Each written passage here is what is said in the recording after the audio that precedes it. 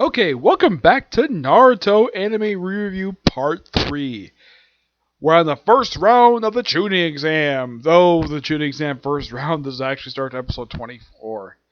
But yeah, this is basically the first 10 episodes for the Chunin exam. It's a really long arc, so I decided to split this up into multiple parts. But I decided not to do like A, B, and C for this one because this is basically the first round. The first episode has debut of basically I would say about 6 characters basically make their debut in this one episode. First up, actually, it's about 6. First up, we have first appearance of Konohamaru's entourage, Mogi and Udon. Yep, Mogi refers to herself as the prettiest preschooler. She's like an adorable little girl who is later revealed in episode 26, which I'll get to that in a minute. She's basically she's a big fan of Sakura. Yeah, a character who at this point in the series was deemed useless. But that's a series for you. And they decided to pull a disguise of square rocks, which that's when Sakura first meets Konohamaru. And then, of course, Naruto starts chasing her after basically running away from Sakura. And then they run into the Sand siblings. Well, mainly Kankuro and my second favorite female character in the series, Tamari, voiced by the guy who voices Sasuke, is his wife. Yep, that's actually his wife. And of course, we also have the debut of Gaara, my favorite male character in the series. How he's introduced is quite interesting. Like, Kankuro is basically about to beat up Konohamaru for daring to run into him. And lucky enough, he's saved by Sasuke. Yes, Sasuke. Which Sasuke hits out later on that Mogi's got a crush on him. Despite the fact she's like about 3 or 4 years younger than he is. And she's a little girl. She's a preschooler. Yep. So, and then we have Gar show up where he's hanging upside down because of course he is. And then he's like, he asks Gar what his name is. He's like, you with the gourd, what's your name? He says, I'm Gar the Desert. And Sasuke says, I'm Sasuke Uchiha. Interesting. And then, of course, we have, figure out why they're here. The Chunin exam. Yep. That's the reason why they're here, the Chunin exam. And, of course, Kakashi, Ashima, and Koronai. Well, in the case of Koronai and Ashima, this is technically their first appearance in the series at this point. And they volunteered their squads, all 3 of them, all 3 members of all 3 squads, to join the Chunin exam. Iruka basically is the reason why it's because these are originally his students, but Kashima says, well, these are my students now, and I feel they're ready for this. Despite the fact, they also took time, after before the Chunin exam stuff came up, that they were doing minor missions. Basically, like walking some dogs, weeding a garden, which Naruto got beaten up for ruining some good flowers, pick up trash, some minor stuff. And apparently, all of a sudden that Naruto and Sasuke don't get along with each other again, despite the fact they got along okay when they're Land of Waves. Yeah. And then we have, everybody meet up. Well, first, of course, Iruka is not exactly convinced that these 3 can join.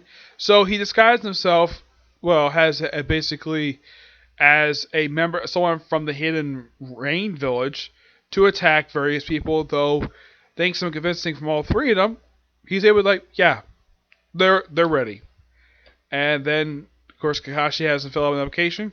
Says, meet at the school tomorrow. And that's where we meet Team Guy for the first time. Yep, Rockley, Neji, and Tenten. My 3rd favorite character in the series. Yes, 3rd favorite female character in the series is Tenten. Yeah, gotta love Tenten despite the fact there's not a lot of stuff for her to do in the series. Yeah, great character. Despite the fact it takes filler episodes to develop this character. Yes, filler episodes developed one of the main characters of the series. And from what I also heard, Kishimo loved drawing Tenten. It's one of his personal favorites to draw, aside from Naruto himself. Probably because she's so simple to draw. By the way, her outfit, I should point out though, she's basically dresses in Chinese garb. She has a pink top, I think blue pants, and of course the shoes. Neji's outfit, which says Ninja Hime have little straps on it, has got a sort of a grayish white shorts. Rockley's outfit is simply a green spandex jumpsuit with his ninja headband as a belt. Yep, wears as a belt. 1010 wears hers around her head, obviously. Yeah, I thought the whole belt thing was kind of weird. He's one of 2 people in the series to officially do that. The other, of course, is Ino. Yeah, Ino's the only one who actually has done that, though she later turned hers into a necklace. Sakura has hers on top of her head. Sasuke and Naruto had theirs basically in their appropriate place around the forehead.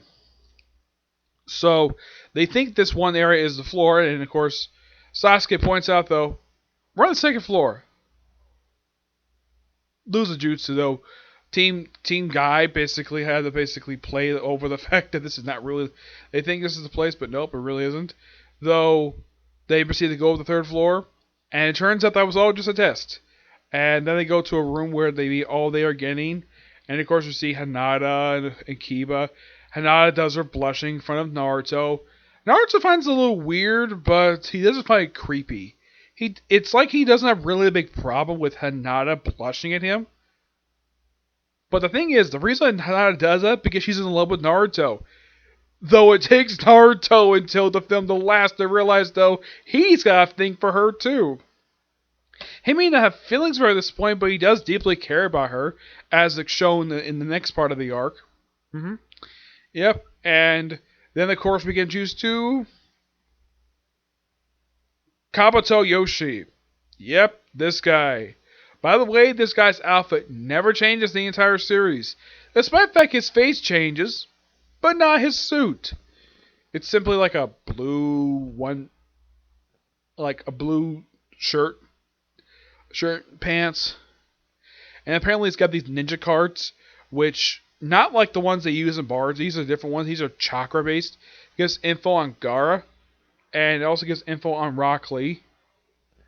And of course, then one of the ninjas from the Sound Village, who had just recently sprung up, who's actually the person behind this village, is quite interesting to say the least. Especially since the Sound Village believe it or not, the Sound Village gets heavily involved in the filler episodes of the series. Yeah, for some reason, the Sound Village is, well, it's never mentioned in Shippuden, but it's referenced once in Barto. Because that's where Mitsuke is from. Yep. We also introduce the first Proctor of the first round, Izuki, who is the lead interrogator for the Hidden Leaf Village.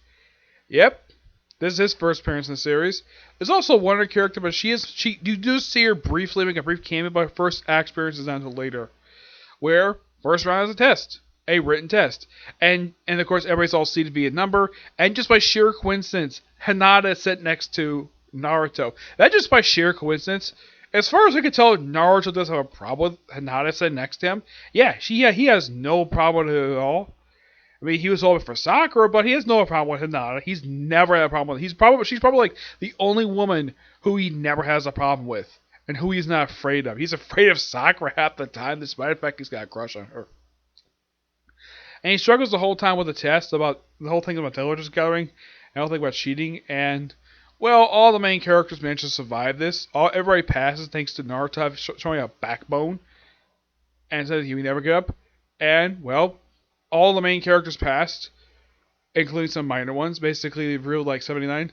After they passed, they were introduced to the second Proctor, at the end of every episode. This is, of course, just after he took off his headband.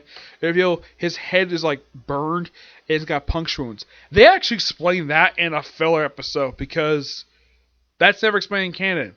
Nope, that's actually explained in a filler episode, mind you. Oh yes, definitely. That's explained in an episode when it comes to Ibuki. And we get introduced to the smoking hot Anko Mizuyuki.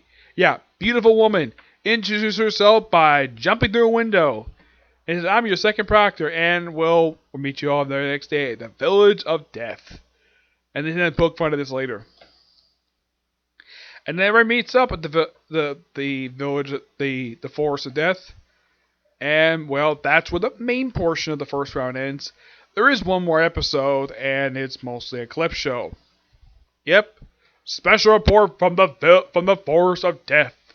And it's done by Konohamaru's group. And here's the thing.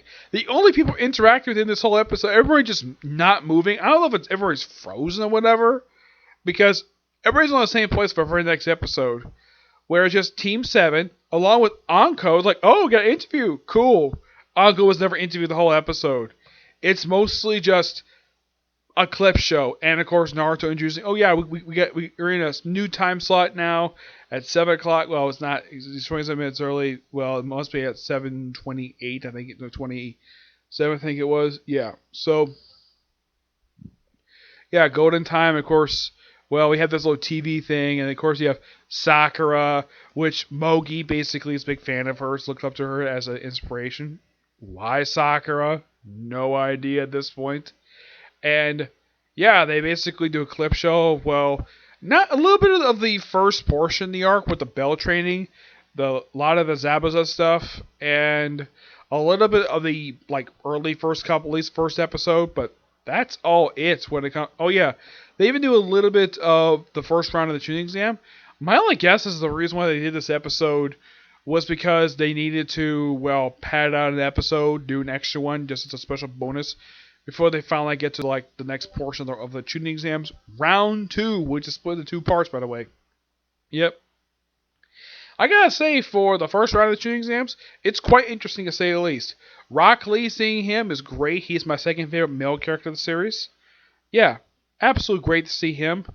Yeah, and we also get used to Mike Guy, which he just basically just is magically appears on top of a turtle, which he's very fun. And here's the thing about Rockley. He knows no ninjutsu. He's later revealed he has no ninjutsu, no taijutsu. It's all taijutsu. Yeah, he's a taiju specialist. And Naruto sees on his hands when he removes advantages, he's training really hard. And someone who has, from his perspective, is like someone who's done a lot of training, yeah, he can tell the easy but just by looking at him. Even Sakura was quite surprised the fact he was pointed out because normally he thinks just clueless about everything. But not that. He's not clueless about training. Because he's very serious about being a ninja. Despite the fact he's a goofball, he's very serious about becoming a ninja. Oh yeah, and also Sasuke tries out his Sharingan on Rock Lee. But doesn't do anything because, well, my guy shows up. And then, of course, we have the first round of the Chunin exam. Yep. I gotta say, really good start to this particular arc for the series.